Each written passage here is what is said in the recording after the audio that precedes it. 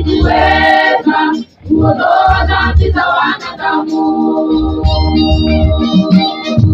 Dhabihu zote walizozitoa katika Agano la Kale hazikuweza kuondoa dhambi za wanadamu. Yesu ndiye dhabihu inayoondoa dhambi. Yesu ndiye kuhani aliyekubaliwa na Mungu. Yesu ndiye dhabihu inayoondoa dhambi. Yesu ndiye kuhani aliyekubaliwa na Mungu.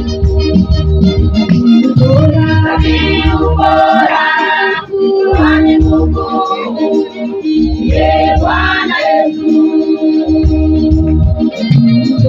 Dhabihu bora kuhani Mungu ndiye Bwana Yesu.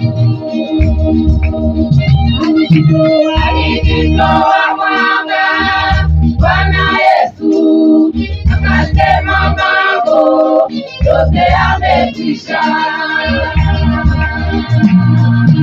Alijitoa mwanga Bwana Yesu, akasema mambo yote yamekwisha. Kalvari mlima wa thamani kwangu mimi, Kalvari mlima na thamani sana. Kalvari huko nimekumbana na Yesu, Kalvari huko nimekumbana na Yesu. Kalvari mlima wa thamani kwangu mimi, Kalvari mlima na thamani sana.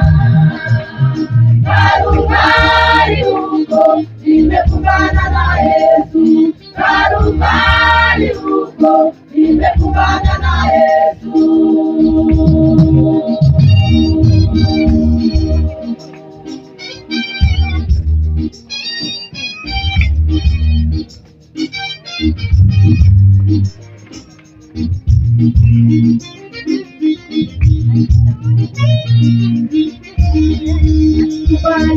Alikubali kutundikwa kwenye msalaba, alikubali kuvikwa taji la miiba, alikubali Bwana Yesu kutoa nafsi yake. Alikubali kutundikwa kwenye msalaba, alikubali kuvikwa taji la miiba, alikubali Bwana Yesu kutoa nafsi yake. Anameapa wanadota ile, Yesu ndiye kuhani mkuu, mfalme wa Melkisedeki.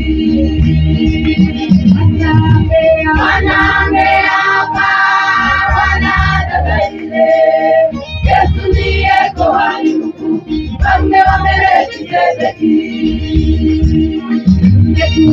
Nimekubaliwa, mimi ni mwana wa Mungu, nimetiwa muhuri maishani mwangu mimi. Nimekubaliwa, mimi ni mwana wa Mungu, nimetiwa muhuri maishani mwangu mimi. Sisi ni Mungu na Mwokozi, damu ya Yesu imetutakasa.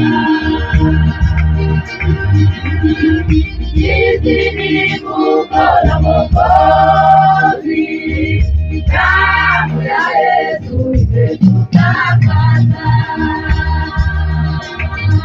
Kalvari mlima wa thamani kwangu mimi, Kalvari mlima na thamani sana. Kalvari huko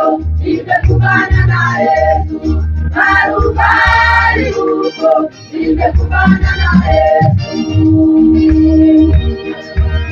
Kalvari mulima wa thamani kwangu mimi, Kalvari mulima natamani sana, Kalvari huko nimekumbana na Yesu, Kalvari huko nimekumbana na Yesu.